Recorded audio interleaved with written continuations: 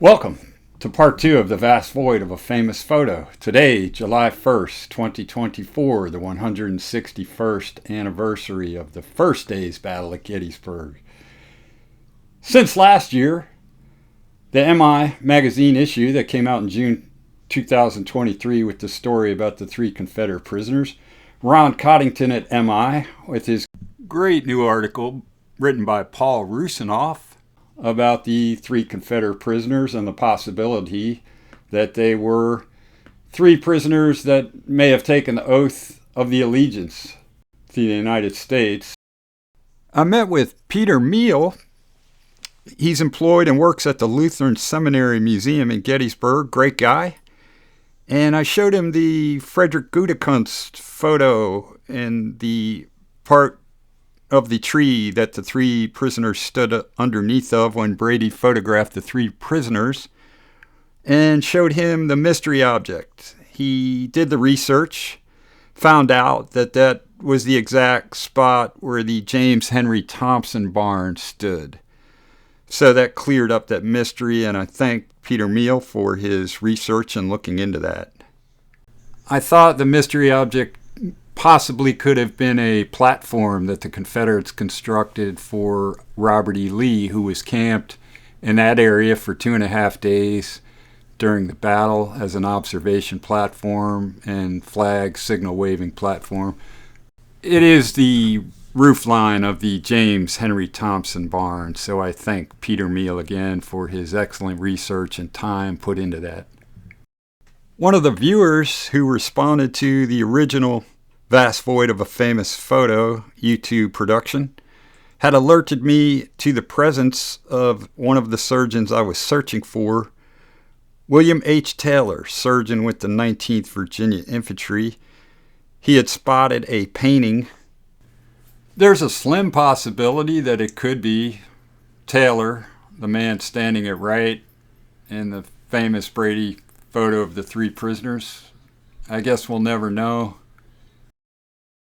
I also had the pleasure of meeting for the first time a great historian from Harrisburg, Pennsylvania, Miss Barbara Franco. She's working on a wonderful book that is due out in year 2025 about all of the surgeons and assistant surgeons, nurses that stayed behind on the blood-soaked battlefield of Gettysburg after the armies left the area.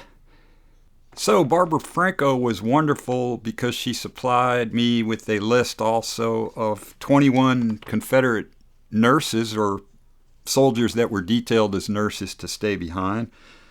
I looked for any photos of them that might exist and came up 0.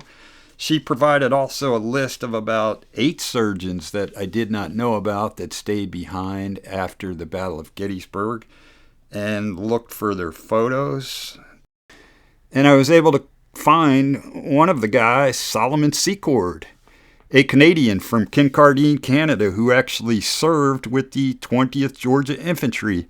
And he stayed behind on the blood-soaked battlefield of Gettysburg after the fight.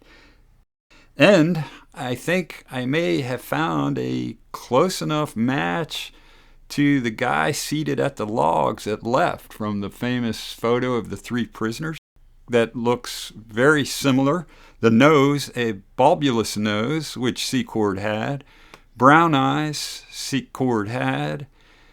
The chin, bottom of his chin, is very similar to the man seated at logs at the left, or seated on the logs at left. He was born May 1834, which would have made him 29 years of age and 1 month old during the time of July, mid-July at Gettysburg. So possibly him. And may never know who these 3 guys are. There's no concrete proof that will probably ever exist, but the search goes on.